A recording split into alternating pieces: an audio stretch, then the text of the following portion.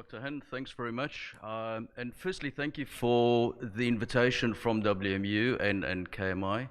It's really appreciated. And I think just before I jump into this, as I left the office on Friday, I asked one of my team members just to write down some numbers. And I would like to start off and just read those numbers as I got them.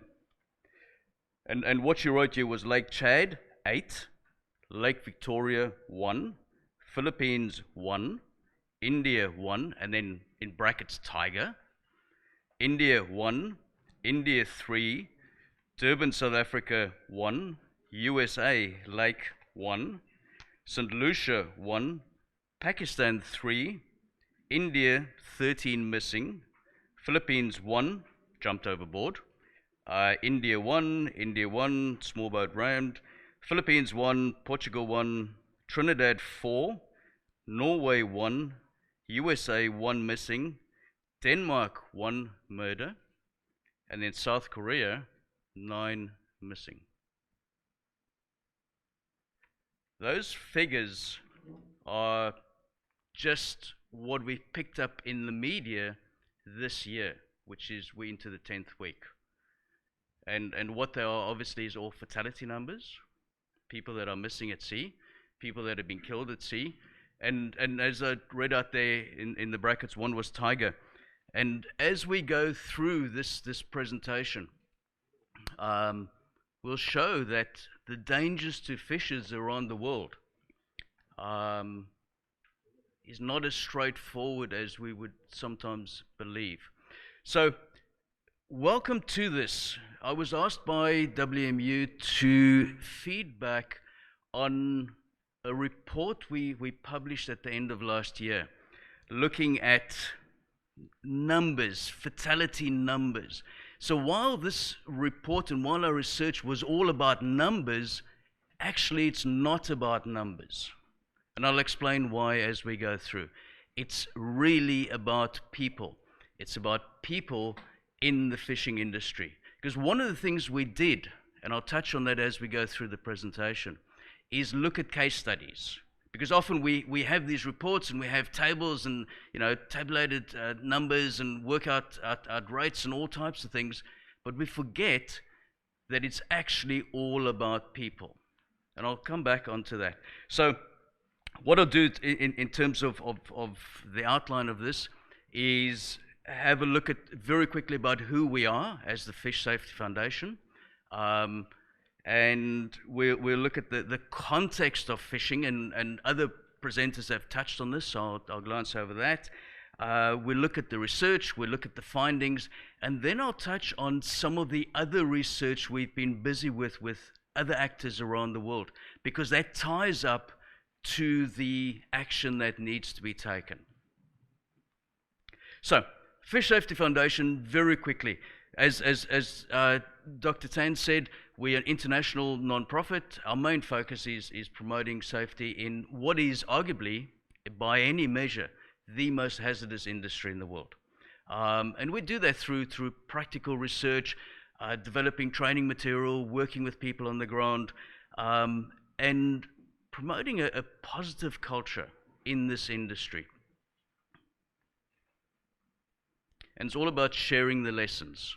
So we work with all parts of industry, and if we find something that's worked in industrial large-scale fishing, we try and take the lessons from that and apply it in the rest of industry. So in terms of our interventions, you'll see on the map there, the circled areas are places we work around the world, and whether that's from the Mediterranean to East Africa, Southeast Asia, South Asia, Caribbean, Pacific Islands. So we actively around the world. And those stars that we have are associates, people who volunteer for us and who represent us and promote us around the world at no cost of their own. And you can see we have some interesting locations around the world as well, including one in the center of Canada. And then in terms of the things we do, it's anything from developing guidebooks as you know, that small-scale fishing book for the Caribbean fishers in conjunction with them, to putting great big billboards, bottom left-hand corner over there, out in Bangladesh and working with our people out in Bangladesh and promoting safety over there. And then, yeah, writing guidelines for accident reporting in the Caribbean. So just any number of different projects and interventions there. And the whole aim, I guess, for us, the really important part is to engage with, educate, and empower fishing communities. So we tend to develop material and programs and initiatives that we can go out there and work with the local fishing communities, and then leave them and then support them as they train and improve their own safety. One of the projects, and we're busy with a number of different projects, and one of the projects I want to mention here, and we'll come back to this, is the Fisher Project. Because one of the great deficiencies in the fishing sector globally is the fact that we don't have a common repository for fatality data. It's not like merchant shipping, which goes to the IMO and GISIS, or if it's in the European Union, it goes to EMSA and the EMSIP. And while in theory, we encourage, or the IMO encourages reporting to the system, for much of the world that simply doesn't happen. So we've been working and promoting the development and the setting up of a separate system that understands fishing culture, that works often with fisheries as opposed to maritime authorities, to try and get this information done. And in that regard, we have a letter of intent signed, thank you, Brice, with the IMO and two other organizations, the Pew Charitable Trust, which WMU will know pretty well, and Lloyd's Register Foundation. And there's been some interesting things that have happened since then. But we've tested this out in St. Lucia. We have a confidential reporting app that goes with it, and there's some really important reasons why we look at confidential reporting as well. But we also work with governments as much as we can. As I said, we've set up guidelines for reporting and analyzing information. And we've started working with St. Lucia in setting up legislation. And in fact, it even went as far as in St. Lucia with setting up a public service announcement, a TV ad promoting the reporting of accidents, either to the government, or if the fishers should wish to report elsewhere, then through to our Fisher app. And there's an important update on this. At the latest COFI meeting last year, the COFI committee requested FAO to take the lead on the establishment of a repository for fishing safety data and accident and mortality information. We're not sure how that will now work, with how it will tie in with the letter of intent we have with the IMO and others, but certainly there's now an increasing understanding for the need to set this up. And I'll come back to this because our research showed the great deficiency in a common place for industry to put information down. Hence the fact that we struggled so much to actually get information. So one of the other things to do very quickly is we have a project called Refish, where we collect used and sometimes new, which is great, safety gear from around the world. We've concentrated on the UK at the moment. In fact, in Southampton, there's a full container of, I think it's about 1,500 life jackets and some other assorted safety gear. The intention is to take it through to Bangladesh. Let's just say we're having some difficulties still in working through customs and everything else. So if somebody wants to assist us in that, here's a plug out, happy to chat. So that's one of the things we do, and you know, all this work, it shows our working on the ground. Ultimately, it's out there making a difference, but out there being on the ground, working with communities, and at the same time, working in forums like this, going through to Torremolinos, going through to China to speak, and all of us taking all that information, then focusing it on the ground across the world in the communities that we can actually assist. So if we then look at the industry and various presentations over the last 2 days have looked at this, but it is worthwhile to just look at that again. Something like 10 to 12% of the world's population is either directly or indirectly involved in fishing in some other way. Depending on where you get your numbers from, 40 to 60 million fishers directly engaged in capture fishing. 90% of that's in the small sector. In terms of the importance of fish, 17% of the world's protein is fish. In some parts of the world, 70 or 80% at some of the coastal and small island nations. Per capita fish consumption has increased massively. In fact, it's doubled since the 1960s. In terms of fishing vessels, 4.6 million vessels across the world. 3.1 of those are in Asia. And I'll tell you why that fact's really important as we go through the presentation. Engine power, 2.86 million. The vast majority of those are below 12 meters in length. In fact, if we look at the, let's call it the professional or the deep sea fishing fleet, which we've tended to focus on most in the past 2 days, that's only 68,000, 1.5% of the total. And again, we'll tie that to legislation and show the importance of that. And in focusing on what we want to do in terms of the vessel losses and fatalities and ill health, that was the focus of the work we're going to do. Vessel numbers, as I said, if you try and get a handle on this industry, it's worthwhile putting it into some sort of categories. This is the sort of standard category split over there.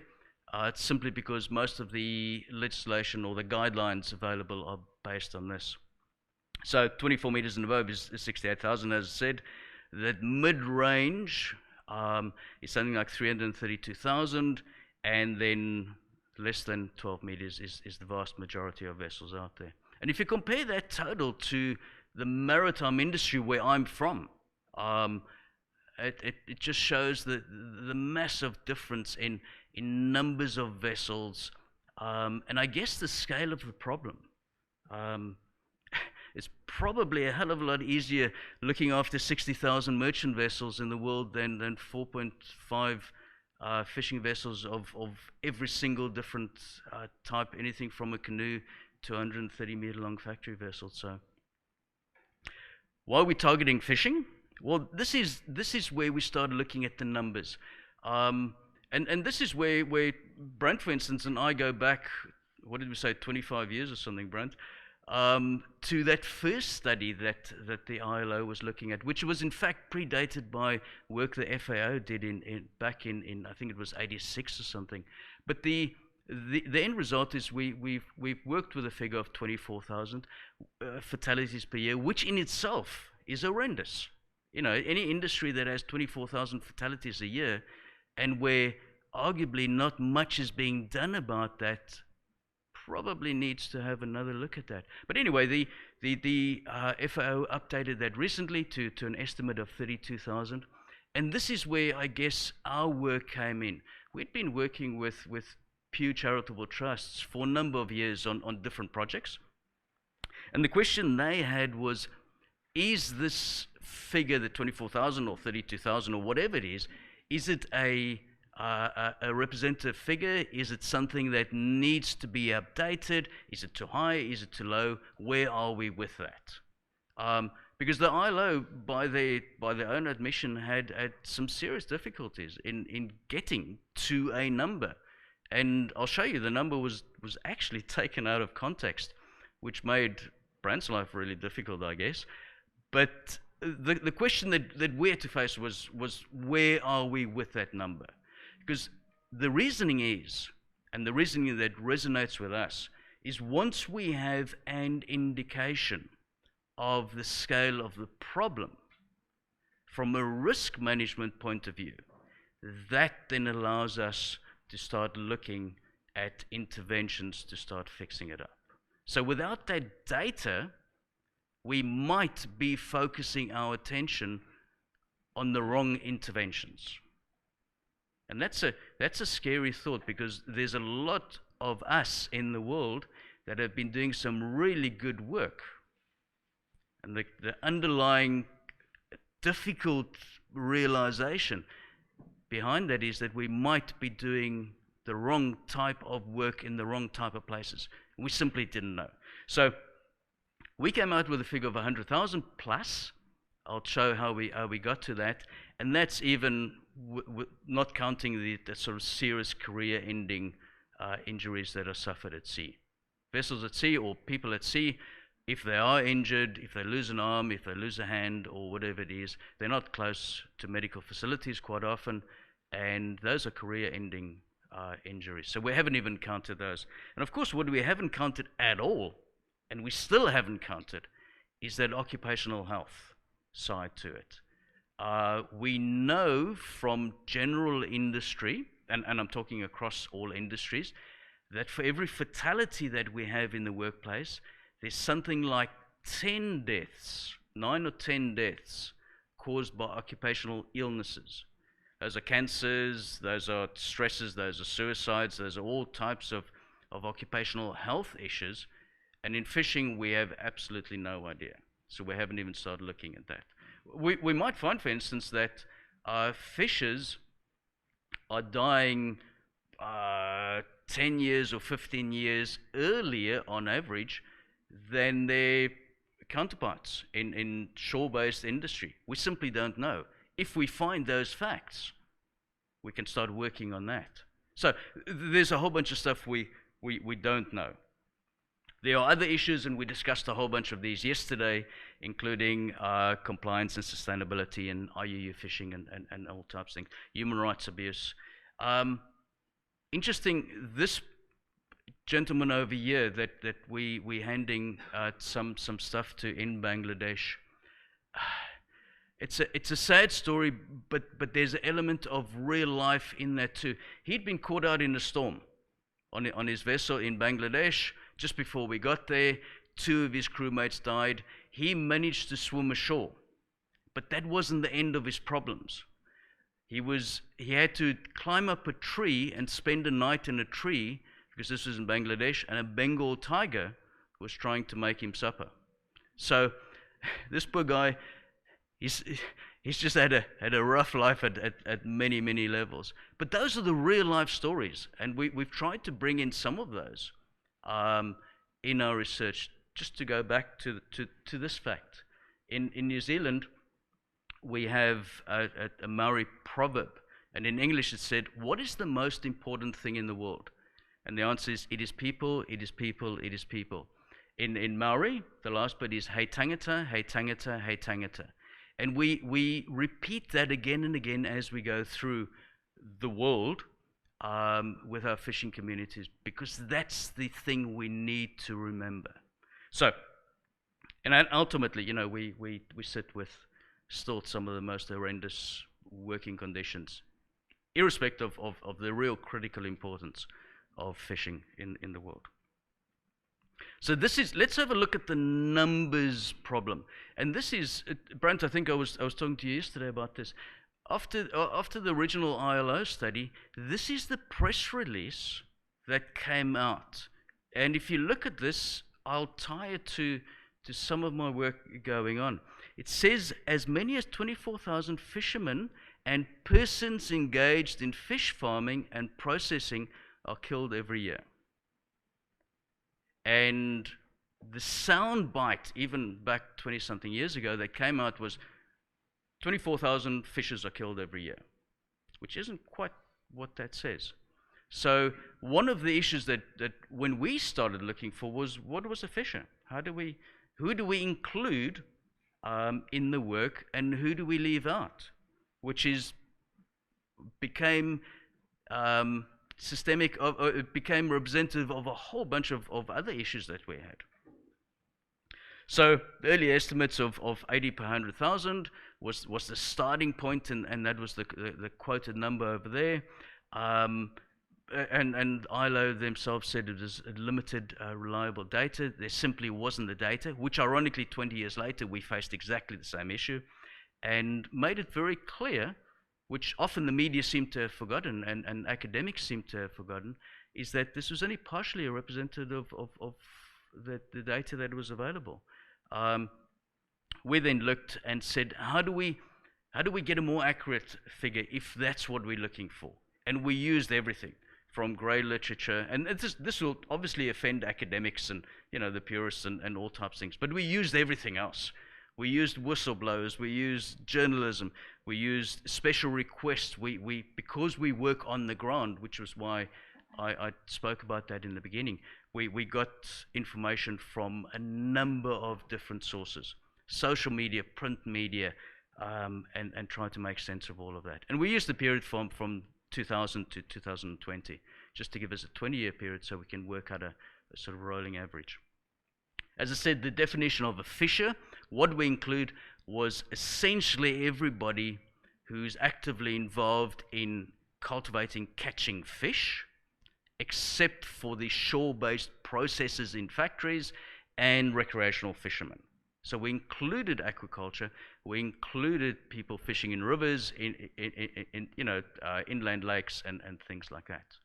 And we felt it was justified given the initial or the original press release from the ILO to try and compare apples to apples. Having said that, we didn't find too much information on aquaculture. So most of the information that we had was marine fishes, was lake fishes, was river fishes, inland fishing. So what we found, this was, if you look at thousands of fisher deaths there, 24,000 was ILO originally, FAO, and then we found, and we got to 100,000 and essentially said, yeah, we know it's more than 100,000. And who we counted matters, and who gave us information matters. What we found in our work was consistent drivers. We wanted to, as part of the project, we wanted to know what was causing this. It wasn't enough simply to add up the numbers. If we wanted to do something, we needed to know what were the causes, what are the drivers behind that. And I'll explain a lot more about that now. Serious lack of reporting, obviously, we know that, which is exactly what ILO found early on. So ultimately, we have no idea. One of the things we found, one of the findings, or two of the findings we had, was that there were two things that came out very clear. The numbers of fatalities was much more than we previously thought, and secondly, we had no idea just what that number was, because there's so much gaps in the information out there. But it's got significant implications as we go through on all types of things. So the challenges with the data, as I said, we had serious issues with non-reporting and recording in terms of accidents, in terms of fatalities, vessel numbers, fisher numbers, different definitions of who's a fisher, what a vessel is, where it all fits in. And maybe a caveat here is necessary. If you look at two different countries, country A provides us with all their fatality numbers, and it comes up, and we may end up, and this is a hypothetical, but we may up with a high but accurate rate of fisher deaths. Country B provides a lower rate of death, but with a higher uncertainty. We know from other sources that country B is not safer than country A. And the question then becomes, is country A better than country B, or country B better than country A? Answer is we simply don't know. And here's an important caveat, I guess, and a background to our report. In our report, we speak a lot about Africa. And we do that because we got a lot of information from our contacts in Africa, from other studies in Africa, from other unrelated studies in Africa. People like the RNLI from the UK would go to Lake Victoria and do a study on drowning. And then we realized that the bulk of those drownings are fishers fishing on Lake Victoria.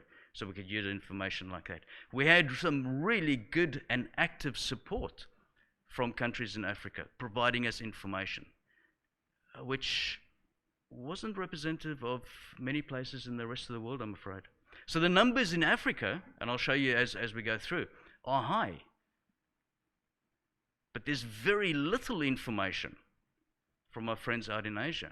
And we know we need to get that information because 70% of the fishing vessels come from Asia.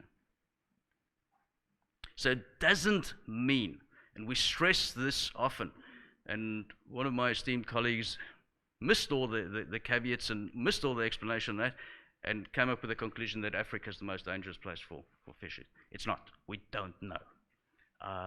So, it doesn't mean. It may be, but we simply don't know. So the lesson in that is we have to get better information, and that information needs to come from the rest of the world too. Bangladesh is a classic example of just trying to determine the number of fishes. Just three very quickly. The FAO reports that in 2010 there were 2.2 million fishes. The Bangladesh Department of Fisheries in the 2005 report talk about 1.3 million, and then full-time and 12 million part-time. And then the Bangladesh Department of Forests, and you assume that they're all government departments, so they should be speaking to each other, talk about 17 million people in part-time and full-time. So you could go anything from 2.2 million to 17 million, which, if you're trying to work out a rate at the end of it, we just simply couldn't do that. Bottom line, we need more information, not only on fatalities, not only on illnesses, but also on fisher numbers and everything else. Collating the data, and I've just pulled out examples of some of the charts, the full report. By the way, at the end of the presentation, I'll show you where to get the full report if you're interested. And just beginning to count up. You'll see, I talk about country A or country 1, country 2. We look at the subsector and the continents and all types of things. We have not mentioned countries directly. All that would do is whatever country we mention, we'd come back and say, that's not right. Where did you get that information? Who did you speak to? So we talk about country A or country 1, country 2 in the continent, and we've kept on that. Every single figure that we have in the full report has been fully verified and fully checked. We talk about regional, and this shows the African figures over there, and you can start seeing why it becomes so high. We look at blanket rates, we look at specific things. Dive fisheries, for instance, has an horrendous high accident fatality rate. So for each of these places and pieces of the puzzle, we either had numbers, and we then had to find numbers of fishes, or we had rates, or we had some other information that we had to work back and try and put into a common understanding.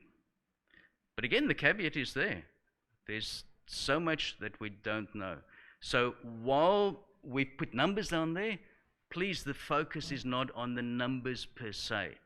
It is on the scale of the problem.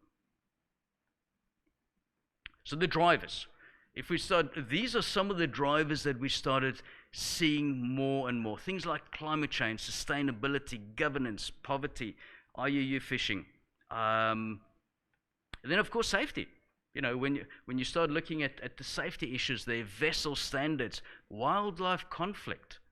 As a fisher, as I said, you can get killed by a Bengal tiger in Bangladesh, or you can get eaten up by a hippopotamus in Lake Victoria, and a crocodile somewhere else. And that's the least of their problems, because there might be somebody with an AK-47 who doesn't like you fishing in his territory. So there are a number of issues out there. And IUU fishing, given the subject of the work that Capfish is doing, I thought I'd look at IUU fishing and see if there's a relationship between fatality numbers and IUU. So we spoke yesterday often, and the day before, about industrial type IUU fishing and what it does. Overfishing, job losses, economic losses, all types of things. If you then look at the impacts of those, and generally on the sustainable, the small scale fishers, the locals in those countries, and we heard a number of examples about Africa, reduced fish stocks, unemployment, reduced food security, etc., etc. and the resultant actions then having to be taken by the artisanal fishers just to try and survive. And I spoke on Monday morning and just said we coined that phrase, IUU by necessity, where people are forced to break the law as we define it within IUU fishing, simply to survive. So we coined the phrase, and then we started looking, how does this tie up with some of the other drivers? So if we look at IUU by necessity, and very briefly running through things, because there's weakness in governance in many parts of the world, non-existent legislation, poor enforcement, etc., it allows IUU to thrive, industrial IUU to thrive. The fish stocks are then depleted, and then fishers will need to resort to any other means to catch the fish. Climate change is impacting on this, both at industrial level and local level. And then the poverty issue, where people will simply have to go out and do what they can to survive. So we then started looking at, is there this link between fisher mortalities and IUU? And quite clearly there is. You know, as I said, the industrial guys come in, fishing generally off the low-income countries, and contributes to fish stocks, reduced fish stocks, and as I said, the locals are then forced to go out, and we have IUU by necessity. So we thought, as I said in the beginning, to simply give numbers would make a probably very boring and uninspiring report. So we looked at some case studies, and the report, this is just glossing over, the report has full case studies over there, much more detail than this, but I just want to look at 3 sectors quickly, or 3 areas quickly. West Coast and inland Africa, if we look at that sort of fatality rate that we averaged out there, 1,000 to 1,800 per 100,000, bearing in mind the original estimate where we started was 80 per 100,000. And the drivers that we picked up, climate change, sustainability, governance, poverty, IUU, human and wildlife conflict, safety capacity. And again, we've spoken about the conflict between industrial and coastal. Some of them might not even be about fishing, but it makes it more dangerous. And what we don't have is data, information, because there's a lack of reporting and recording of accidents. We need consistency in data. That becomes very clear in our case studies. As I said, the issues that come out, the drivers that come out, very much are things like boundary disputes, climate, IUU, those type of things we're talking about. The reduced catch, fishing by necessity, IUU, fishing by necessity. And unfortunately, in many parts of the world, and certainly we saw a lot in Africa, is corruption. And even where there are rules and regulations in place, we're not immune from corruption there, and that impacts on the lives of fishers as well. It's a specific type of fishery, of fishing. The divers of Central America, here the figures are horrendous. I mean, you're looking at 800 per 100,000. In all likelihood, it's absolutely much higher than that. The drivers, again, things like climate change, sustainability, governance, poverty, IUU, the normal suspects. And the issues, if we look at fishing for lobsters in Honduras, for instance, and a lot of this fish goes up to the States. Combined with years of overfishing and overcapacity and poverty, often fishers say diving is the only option that they have left. And despite knowing the issues, the health issues, they will continue to dive. And we found reports of diving up to 16, up to 20 dives a day, going much deeper than they should. Fishers having the symptoms of decompression illness, being far from medical help, but simply having to do that to provide for their families. And this is a global issue. Wherever you go around the world and you start looking at diving fishing, we see the same things over there. And as it showed in the chart earlier, the rate, something like 2,700 per 100,000 in some parts of the world, it's massive. Again, the full details of these case studies are available. And then we thought we'd just to balance this, we'd look at the EU.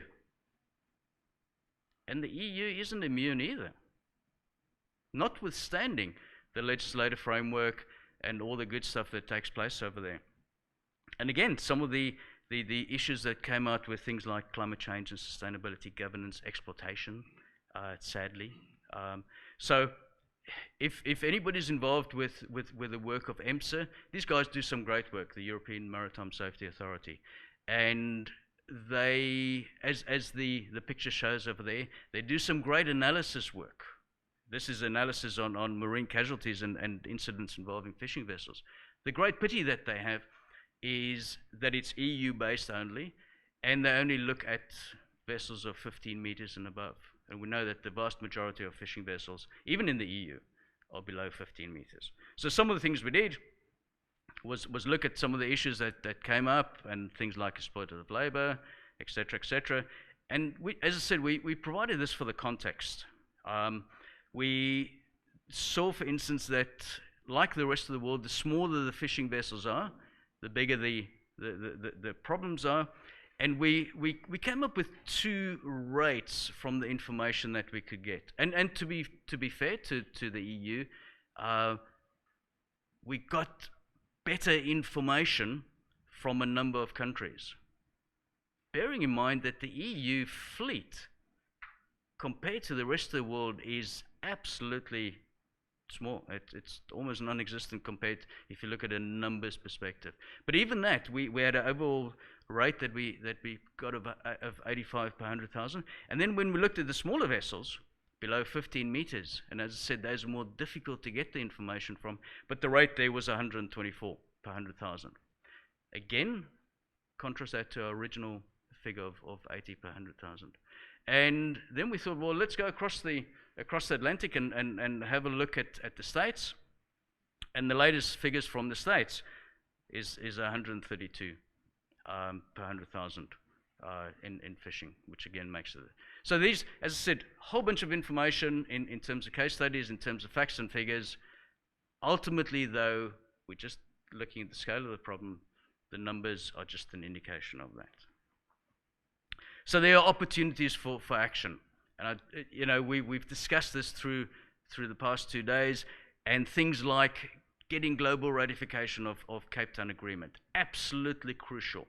Getting the other two much more widespread and signed much more widespread, the Work in Fishing Convention, C188, PSMA, that type of thing. We need a reliable and trusted data repository. We need to work on fishing rights. So it's the same as seafarers. We need to look at transparency. We need to look at in-country focus on small-scale fishing. We need to continue the efforts on IUU fishing, stopping that globally. The joint working group that's been mentioned here for the past few days. Excellent work. It needs to continue. It needs to be supported. But let's focus very briefly, just for the rest of the presentation, on one thing. Given who we have represented on this group with our 3 UN agencies, governance is a critically important part of this. And if you compare fishing to maritime, we can see, and this is something that Pew put out a few years back, but it still works really well. If you look at the average fatality numbers across maritime per year, it's less than 300. There's 1.65 million seafarers out there. So it gives us a rate, if you want to compare rates, of less than a fatality a day, which is tragic, but it's not bad for the risks and the dangers the industry faces. If you compare that to fishing, if we're just working on 50 million fishes, for instance, 100,000 fatalities that we're talking about there, we're looking at something like 300 per day. So every single day on average, given our research, we are losing 300 fishes. I didn't even bother to take that down to an hour, but in the hour presentation that we have, you can do the maths. That's the scale of the problem. And part of it is this lack of governance, both at international level and at local level. So where do we start? Well, I actually grabbed some bits from the ILO's Work in Fishing Convention, which I consider a fantastic piece of legislation. And they talk about a risk-based approach. So that, in my mind, is a pretty good place to start. So risk, we know that, and this isn't a risk lecture, so I'll just jump quickly. Anecdotally, we know that 80% of fishers die when the boat sinks. So we need to keep the boat afloat or to stop it from burning, maintain that safe refuge, and something like 20% we think are killed on board in accidents and nets and pulled overboard and that type of thing. And we've got no idea of the ill health, as I said right in the beginning. So if we're looking at a risk-based approach, how do we go about this? Well, we use the risk control hierarchy. And we see from risk theory that to eliminate the hazard, the thing that's dangerous, is the best thing. But we can't eliminate fishing. Why should we? It's a critical part of the global food chain, employment chain, building societies, all types of stuff. Of course, we could look at more training and more procedures and more personal protective equipment, but our risk theory showed that that's the least effective by itself. And we tend to then end up blaming the fisher. Something happens, he should have worn his life jacket, he should have gone to training. So there's got to be a better way, and the better way is I call it engineering, you could call it innovation, you could call it technology, you could call it what you want. But it's that area in the center where we have some really good guidelines out there. It was mentioned yesterday, I think, with some of the voluntary guidelines. There's some really good stuff out there, and that should be our focus. And that will only become useful if it becomes legislated, if it becomes part of the governance of the industry. If you look at other high-risk industries, whether it's maritime, aviation, nuclear, medicine, they all have strong standards, legislated strong standards. Fishing doesn't. There's a gap. And Lloyd's Register Foundation, one of our other groups that we work with quite often, 2018, they started looking at some of the issues. And they came up with both for high-income countries and low-income countries. And there were some striking similarities about why fishing boats are sinking, why fishers are dying at sea. And often it's to do with regulation, either not enforcing it or not having it. And then some of the technical standards. So we continued working with Lloyd's Register Foundation, and we were looking at a roadmap where we involved, some of you sitting here, were involved in that process, where we looked at what can be done. We were challenged to set up a roadmap for the next 20 years to reduce fishing fatalities by 50%, and we needed a theoretical framework. And without going into great technical detail, we built it around that: engineering, enforcement, and education, using the old safety 3E type approach. And then we added our own bit and said, well, actually these things have got to be built on evidence, and we came up with that. Engineering, education, enforcement, all based on evidence, and then in the right environment. So we came up, and I'm glossing over this, but it has relevance, I think, to the next step in trying to reduce fishing fatalities. So we had this model of having solid evidence and these three columns or pillars, and then if we get all that right, we can have it safe and sustainable fishing globally. The problem was where we're starting from, and where do we want to end up, and by when. So it wasn't an easy thing to do. And then, of course, the one solution approach is problematic. As I said, our fishing vessels, our categories of fishing, are totally different. They have totally different cultures. They have totally different issues. And if you look carefully at the thing, I know it's small, you'll see our starting point and our target point for each of these is then different. So it's just some of the work we're busy doing, and if somebody wants to join us and carry on the work, very, very welcome. We then looked at originally to try and set up a roadmap, and ultimately it ended up being a very information-dense 3 different roadmaps that we still need to refine. But this is the sort of enforcement pillar that ties up to our governance issue that was one of our drivers in our report. And we discussed this yesterday and the day before, the different issues or the different guidelines and standards and types of things. And the Cape Town Agreement on top there for vessels, for fishers, the work in Fishing Convention, PSMA, and then some of the sustainability and voluntary guidelines. And to complicate the thing further, still the UN Sustainable Development Goals that apply to fishers and fishing. But there are massive gaps. As we've discussed over the last 2 days, the numbers of signatories to these various conventions is really low. We're still working on the Cape Town Agreement. Hopefully that will get through soon. But the work in Fishing Convention, which I said, has, in my opinion, has the most ability to make a big change, still needs to be done as well. And this is interesting just for WMU. This is from a paper I found.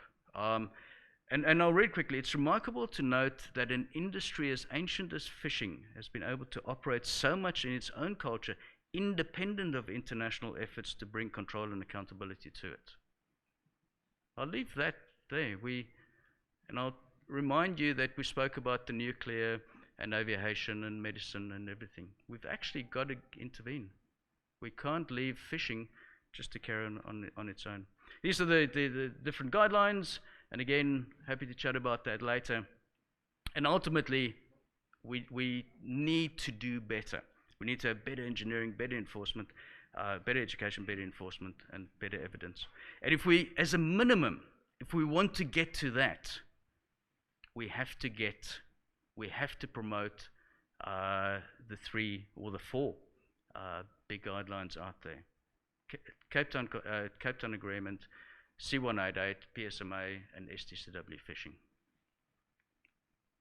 What needs to be done, and recently I spoke at a Pacific conference, and in answer to that question, the delegates there said we need to get countries. In our case, this is in the Pacific. We need to get countries like New Zealand and Australia that have the resources to assist and to sign these conventions, and then assist and provide guidance. Set the example. There needs to be a ratification. The FFA, we spoke, there was mention of the FFA earlier on Monday, I think. They include C188 standards in their agreements for fishing rights, which is excellent. More countries and more regions need to do that. Port inspectors need to be trained. There needs to be work done on that. And there needs to be government responsibility all the way through. And then getting to the end of this, we need to record and investigate fishing accidents. A country that I won't name, obviously, recently used, and I was involved in a forum, recently used the fact that they don't have data and fatalities recorded. The fishing industry used it as a justification by saying this country should not ratify the CTA as there was no need. After all, there was no recorded accidents in our fleet. We know there are fatalities, we know there are accidents, but there was nothing recorded. The fishing industry wasn't interested in new standards, more oversight. Ultimately, the ratification process was deferred.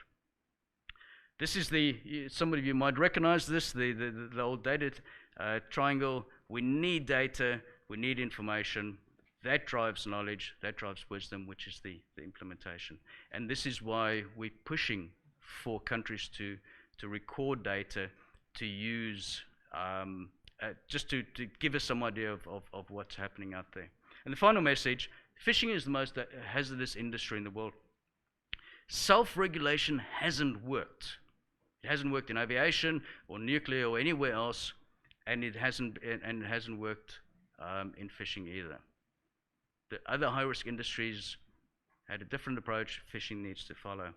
This vessel, by the way, just as a total adding to this, is the same vessel that I think Selvin spoke about yesterday, that was arrested as the first vessel arrested in Cape Town under C188. This picture was taken 10 years before it was arrested. So it might give some idea of not quite following the rules and general safety. I'll leave it for you to decide on that. This is the website that we have. If you're interested in this, the website's there. the human cost of fishing. The full report is available on there. There are some issue briefs, and in fact, I think it's been handed out. If not, get it at the front desk. There's an IMORIST interview that was done, and Quentin, the marine policy paper that we did is on the website as well. Thanks very much.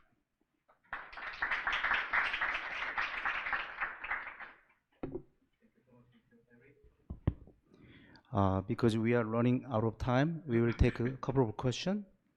Do you have any question?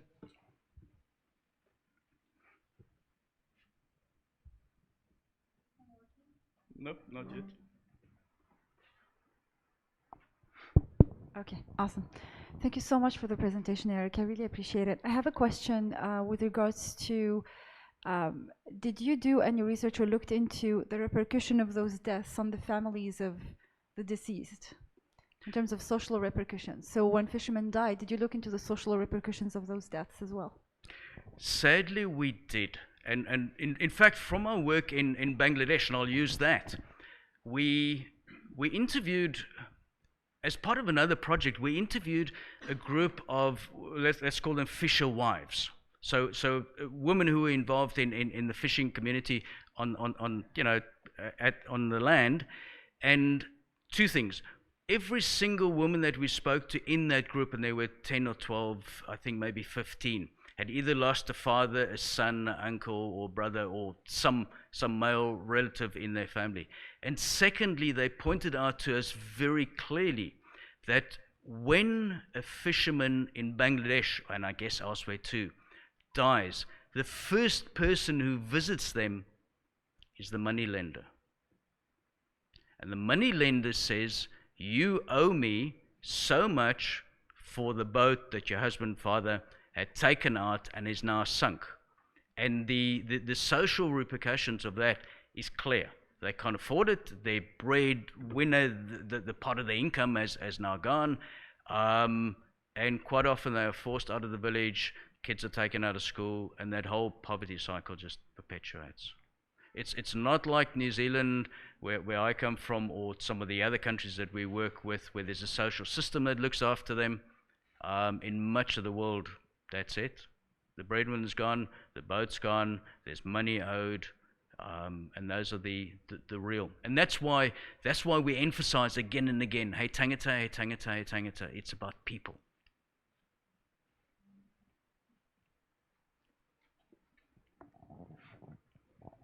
Thank you.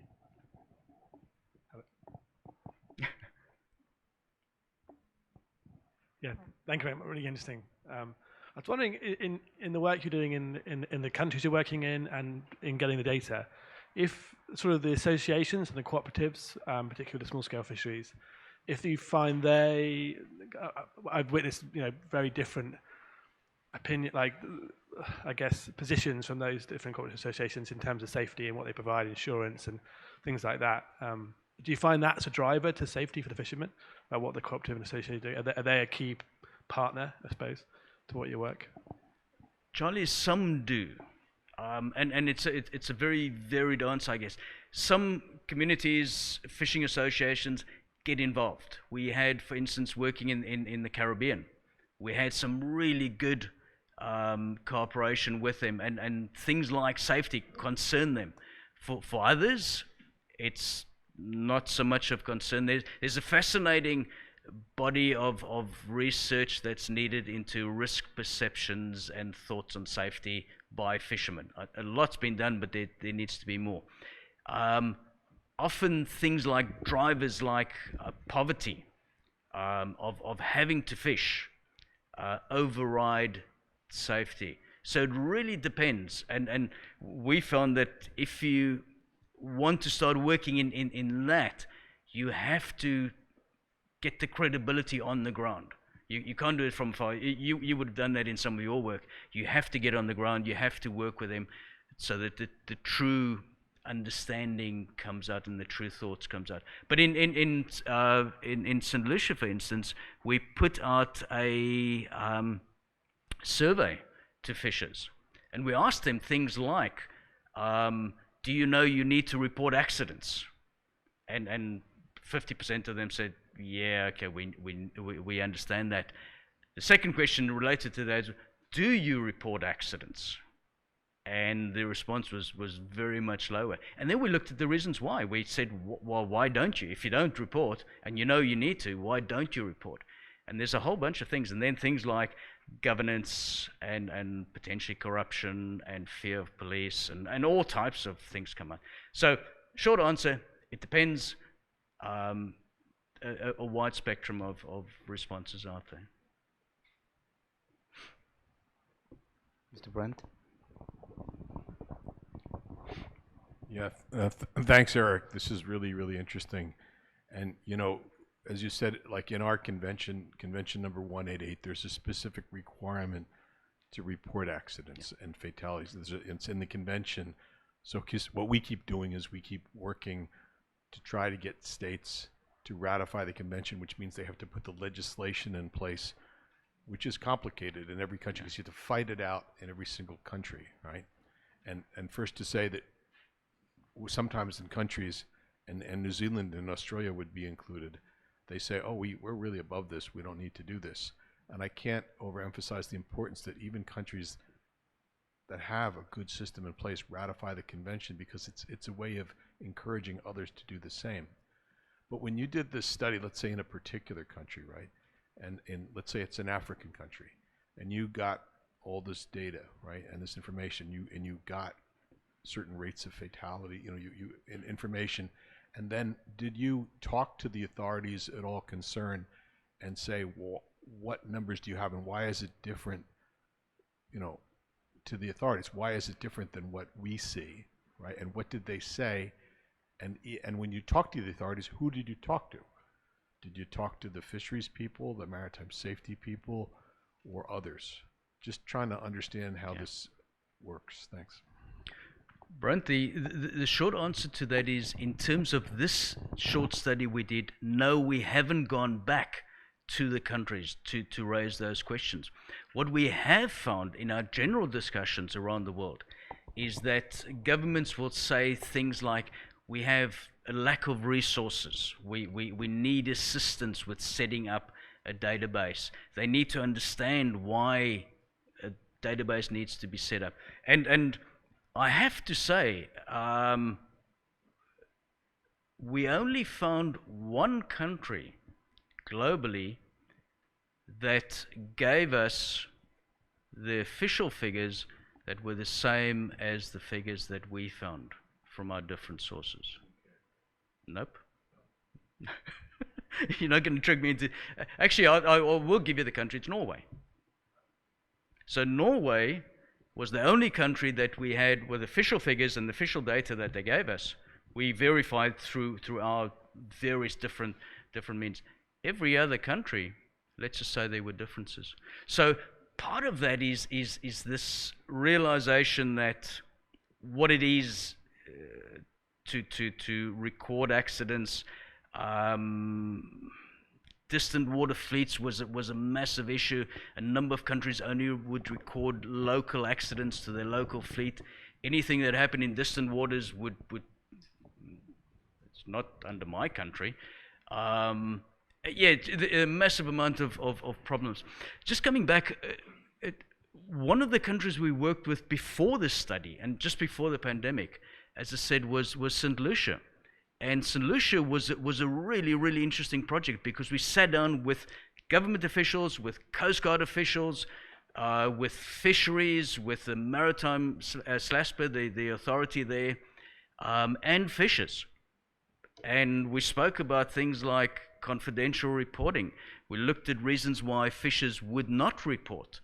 And there were uncomfortable conversations. But at the end of 5 days, the government there supported us in the need to report accidents. And as I said, they even then commissioned a TV ad to promote either reporting to SLASPA or not.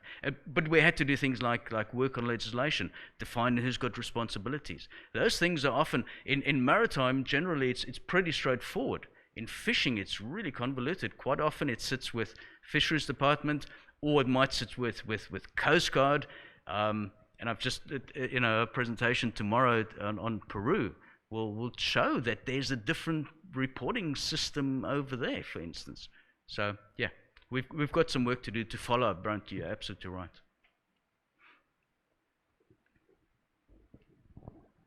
Okay. Hi. Please make it quick, please. So thank you very much, and I'm sure that everyone is aware that IMO has been fully supportive of the Fisher project. Absolutely. We signed, and we were the only UN body signing the project. Not So getting involved there. just to say how supportive we are. Now the question is, where do we go from there? The world didn't know about any kind of death rate in these kind of activities, and it's a shame. And thanks to you to bring some information. Now, to use this information, I think some kind of work has to be done. You cannot combine people dying from a tiger in a tree to the one on a sinking ship. When it is about measures to be taken, we cannot use this kind of data. So the information you provide is definitely very useful to FAO. And this is why possibly COFI took this incredible decision to be the depository of all the information. I think that ILO and IMO are going to work with FAO to try to see how we work this out, because the way it sounds is a little bit strange. Now, with all due respect to FAO, but this is why we have this joint working group, and I'm sure it's going to be a good opportunity to look into this matter. Now, you had a slide which was showing the comparison of death rate between maritime transport and fishing. I think it's not proper, because to be fair to the figures on the fishing side, looking at what you include in your figures, you should have the calculation on agriculture, truck drivers, rail drivers, because this is what you compare, right? It's not just the death of fishers at sea. So everything which has to do with the agriculture, like people working on a lake or fishing on the seashore, they should have these figures, I believe, because this is very difficult. Of course, maritime transport is safer, for sure, but it really shows a big gap, and I'm not sure that all the maritime sector of fishing is so bad. I mean, of course, there are a lot, and we need really to look into the different segment, 24 meters and above and underneath. And when you say there is no international standard, we have international standard when you have a global activity.